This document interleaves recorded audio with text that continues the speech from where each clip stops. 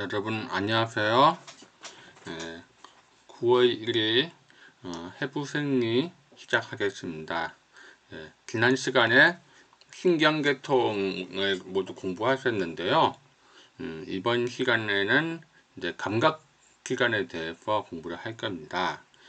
감각기관은 우리가 안마를 하는데 있어서 그렇게 직접적인 관련은 없지만 어쨌든 우리가 이제 해부생리라는 그 교과서를 통해서 기본적인 어떤 인체의 어떤 그런 감각이 어떤 식으로 뇌로 전달해서 또 반응을 하는지 그런 부분은 먼저 배운 그 신경계통과 이렇게 맞닿아 있는 부분이 있거든요. 신경계통의 연장선상에서 우리가 공부한다 이렇게 생각하면 될 것 같습니다. 그러면 여러분은 오늘 그 공부를 통해서 어떤 감각 기관이 어떠한 구조를 가지고 있고 어떻게 분류가 되고 있는지 또 이런 어떤 수용기가 있는지 이런 감각기관들에 대해서 공부를 할 건데요. 이런 감각기관 공부를 함으로써 이제 좀 더 우리 몸의 감각 신경들이 뇌로 전달되는 과정을 상세하게 공부할 수 있게 됩니다. 그러면 이제 시작하겠습니다. 먼저 오늘 배우는 그 범위는요, 그 감각의 정의부터 공부를 할 건데요. 감각이란 무엇인가에 대해서 함께 공부하겠습니다. 먼저 감각은요, 감각 수용기를 자극하여 발생하는 정보를 의식 수준에서 인지하는 것 이렇게 이야기를 하는데요. 여기서 말하는 그 감각 수용기라는 부분이 있잖아요. 이 감각 수용기라는 거는 우리가 말하는 어떤 눈, 코, 입, 피부 이렇게 감각을 받아들이는 외부로부터 어떤 외부 환경이나 그런 것에서 어떤 자극을 받아들이는 그런 기관을 의미를 하겠죠. 그래서 이런 감각 수용기를 자극하여 발생하는 정보를 의식 수준에서 인지하는 것 이걸 감각이라 하는데 이 감각은 인체 내외부에서 발생하는 감각 정보가 전신에 퍼져 있는 감각 수용기를 자극하면 신경 흥분이 일어나고 이것을 말초신경을 통해 대뇌 필질로 전달이 됩니다. 감각을 기초로 인체는 체내외의 변화를 알게 되고 각종 환경 변화에 적응하거나 대처할 수 있게 됩니다. 다음 페이지 넘어갈까요? 그 다음에 감각 기능이 정상적으로 이루어지기 위해서 필요한 것이 딱 세 가지가 있어요. 첫 번째로는 자극을 받아들이는 감각 수용기, 앞에서 말했죠. 감각 수용기에 대해서는요. 그 다음 두 번째는 감각 수용기의 흥분을 전달하는 감각 신경이 있어야겠죠. 우리 저번에 감각 신경에 대해서는 지난번에 신경계통에서 배웠죠. 감각 신경은 구심성이고 그 다음에 말초신경에서 중추신경으로 이동을 하는 그런 신경을 말하는 거죠.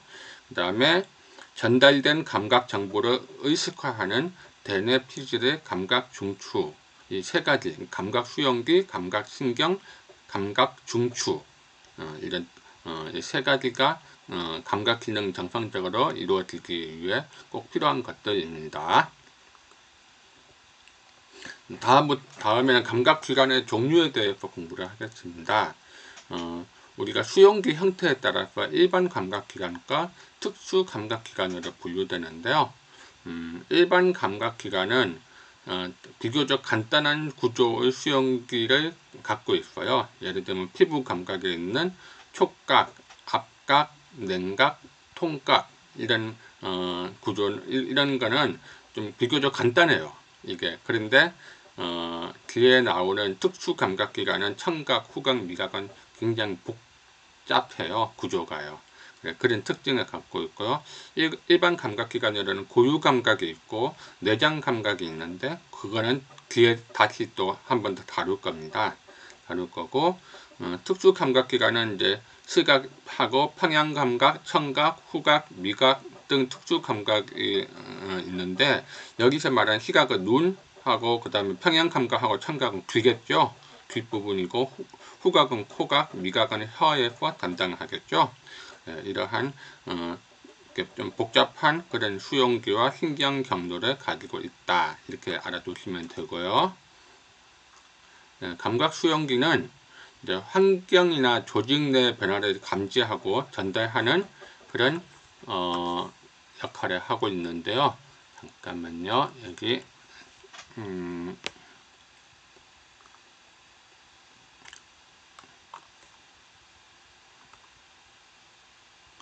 네, 됐습니다. 네, 환경이나 조직 내 변화를 감지하고 전달하는데, 특정한 자극에 대해 낮은 역치로 민감하게 반응하는 특수한 구조물. 말이 참 어렵죠. 그러니까 낮은 역치, 그러니까 우리가 좀 민감하다는 의미로 받아들입니다. 역치라는 것은 계속 이렇게 자극이 계속 지속되게 되면은 거기에 대해서 느껴지는 거잖아요. 효과기가. 근데 그 굉장히 낮은 역치로도 민감하게 반응하는 그런 특수한 구조물이 감각 수용기가 된다는 거죠. 다른 것에 비해 가지고 감각 수용기는 민감하게 반응하는 기관이다, 이렇게 생각하면 되고요. 모든 감각들은 1차적으로 감각 수용기를 통해서 이제 우리가 감각을 느낄 수 있다. 이거 당연한 거겠죠. 시각적인 감각은 눈을 통해서만 1차적으로 느낄 수 있고, 냄새는 코를 통해서 느낄 수 있다, 이런 의미겠죠. 특수화된 신경 조직인 감각 수용기는 기계적, 열적, 화학적, 광학적 에너지를 신경의 흥분으로 전달한다. 여기서 이제 기계적 하면은 뭐 피부 그런 거 그랬죠. 그다음에 뭐 근육의 금방추 그런 것도 있고, 열적 이것도 피부에서 느끼는 거고, 화학적 이거는 뭐 코에서 후각적인 거겠죠. 광학적인 거는 시각적인 거고, 이런 에너지를 신경의 흥분으로 전달한다, 그런 의미고요.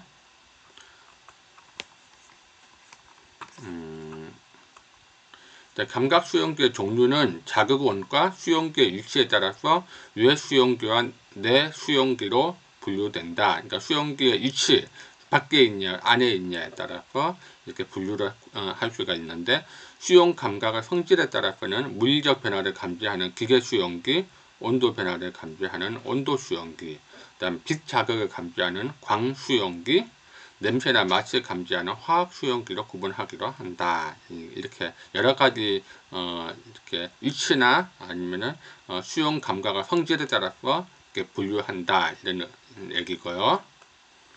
이제 먼저 외수용기, 그러니까 수용기의 위치에 따른 분류죠. 외수용기와 내수용기가 있는데, 외수용기에는 체외의 환경 변화를 감지하는 것으로 촉각, 압각, 통각, 온각, 냉각 등 피부나 점막에 접촉하는 자극으로 흥분하는 수용기를 말합니다.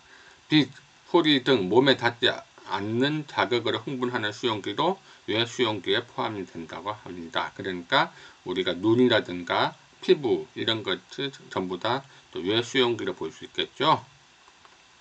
그다음 내수용기는 이제 인체 내에서 일어나는 변화에 의해서 흥분하는 것, 그러니까 자기 인지와 관련이 있다고 하고요. 구체적으로 이제 고유 감각 수용기 이런 거는 이제 근육, 건, 인대 등에 있는 것으로 금방추, 건방추 등이 내수용기에 해당되고요. 그다음에 세포의 기계적 변화를 감지하여 인체가 공간에 어떻게 위치하고 있는지를 알게 합니다. 그러니까 그 다음에 이게 좀 말이 어렵나요? 세포의 기계적 변화를 감지하여 인체가 공간에 어떻게 위치하고 있는지를 알게 함, 이렇게 되어 있는데, 우리가 근육이나 건, 인대가 이제 그런 세포의 기계적 변화를 감지하여 이제 인체가 공간에 위치하고 있다는 걸 알게 된다. 저도 좀 어렵네요. 일단 이렇게 이해하고 넘어가고요. 그 다음에 평형 감각 수용기, 이거는 이제 우리가 귀에 있는 어떤 달팽이관, 전정기관을 의미하겠죠. 평형 감각 수용기가 뇌이, 그러니까 귀 안에 있는 미로에 있고, 머리의 이수와 운동 방향을 감지한다. 그다음에 아까 앞에서 얘기했던 내장 감각 수용기가 있는데, 그것은 소화기관 내장 벽에 있고요. 그다음에 화학적, 기계적 자극에 대해서 이제 흥분을 해요. 흥분 이거 오타났네요. 그다음에 통증, 공복감, 갈증, 질식감, 변의, 요의 이런 거를 모두 내장 감각 수용기에서 감지를 하고 있다고 합니다. 감각 수용기의 일반 생리. 이제 감각 수용기는, 그러니까 인체에는 여러 감각 정보에 대한 이제 각각의 수용기가 있는데요. 감각 수용기를 자극하면 활동 전압이 형성이 되고, 흥분이 구심성 신경로, 아까 말한 감각 신경은 다 구심성 신경로죠. 구심성 신경로를 통해서 중추신경에 이렇게 이르게 됩니다. 여기서 이제 세 가지가 있는데, 이제 적합 자극, 이렇게 적합 자극이 이제 잠깐만요.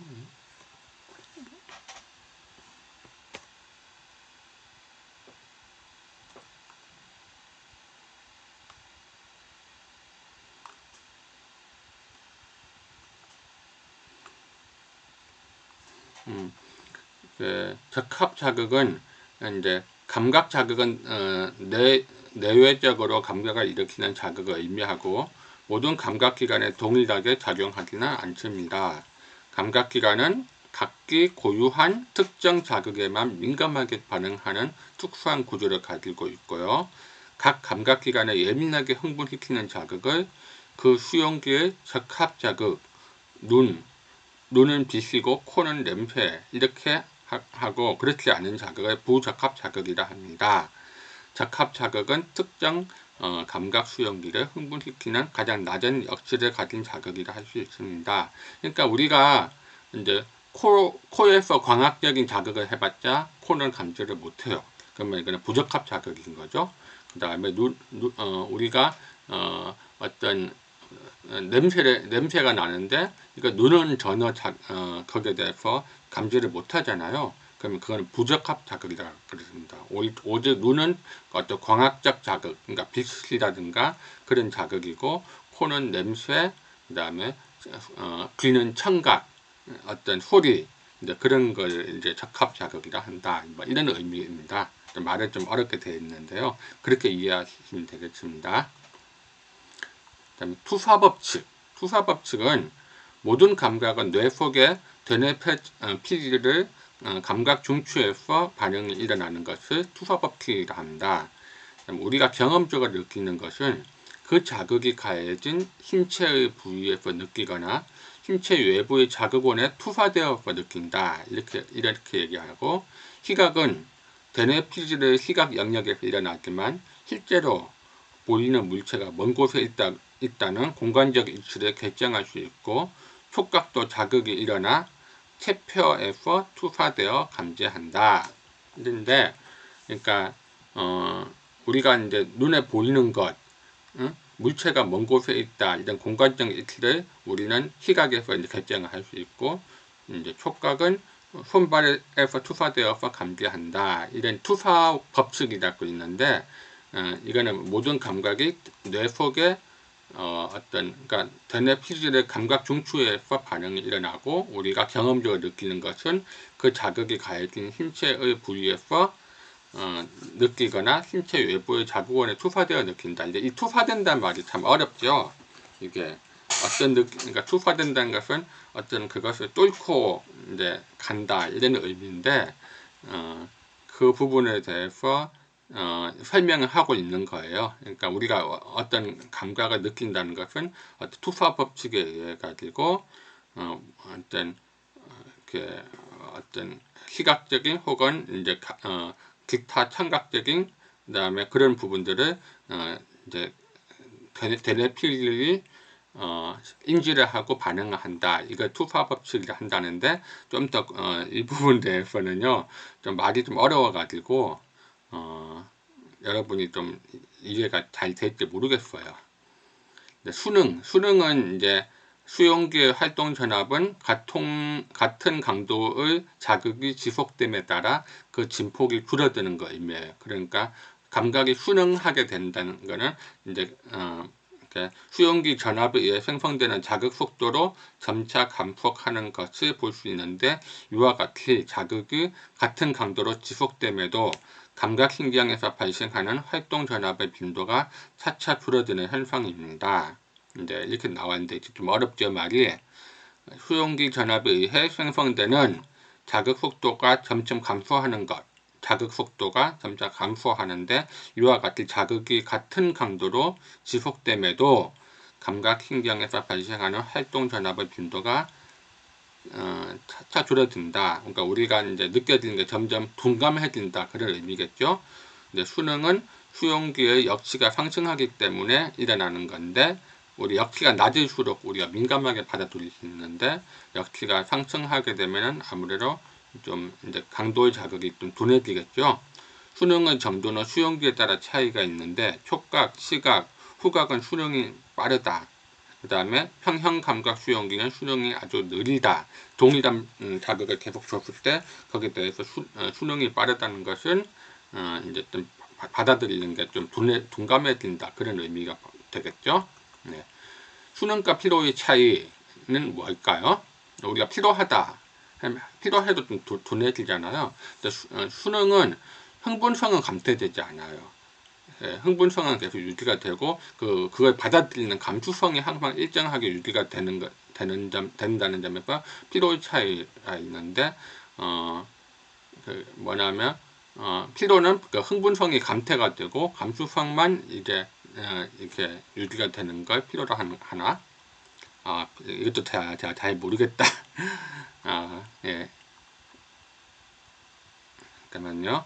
약간의 자극 변화에도 이제 예민하게 수능은 약간의 자극 변화에도 예민하게 반응하는 것은, 감수성은 이제 일정하게 유지가 되고, 이제 흥분성이 이제 감퇴되는 되는 것은 피로, 그 다음에 흥분성이 감퇴되지 않는 것은 수능, 이렇게 우리가 구분을 하면 될 것 같습니다. 그래서 약간의 자극 변화에도 수능은 예민하게 반응을 합니다. 여기 이런 이렇게 하면 되고, 네, 이상으로 이제 오늘 감각기관에서 감각의 기초에 대해서 공부를 했습니다. 네, 좀 있어 과제 풀어보시면서요, 한 번 더 오늘 내용 한번 확인하시고 좀 중요한 부분을 익혀 나갔으면 좋겠습니다. 감사합니다.